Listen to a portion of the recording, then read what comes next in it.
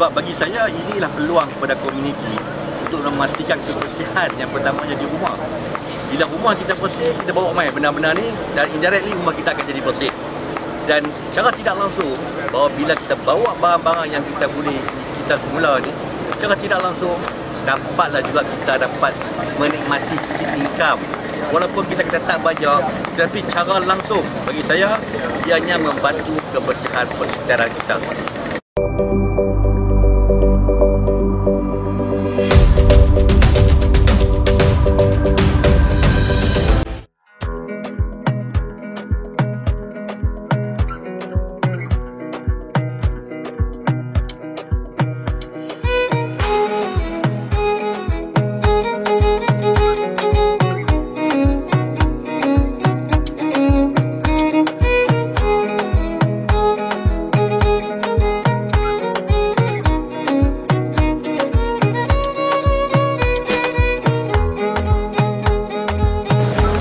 Pihak MPAS dah bagi kebenaran kepada pihak SWFORM dan khususnya kepada pihak Cik Zaki Idaman lah untuk nak meneruskan program ni ikut sampai ke bila-bila masa pun ikut kesesuaian pihak Idaman. Tapi saya yakin tempat ni tempat yang paling strategik dan paling sesuai untuk projek kita semula pandu lalu ni.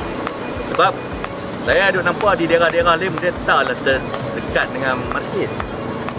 Sini saja yang dekat dengan market. Dan kita tahu market ni tumpuan orang ramai. Dan insyaAllah dia hanya akan berterusan dalam tempoh yang lama dan tuan-tuan boleh mewar-warkan kepada publik untuk mai di sini. Sebab semenjak kita lancar misalnya kita 7 Februari yang lepas, hampir 3,000 kilogram dah yang orang hantar. Just imagine. Ya? Masa raya ni lagi ramai.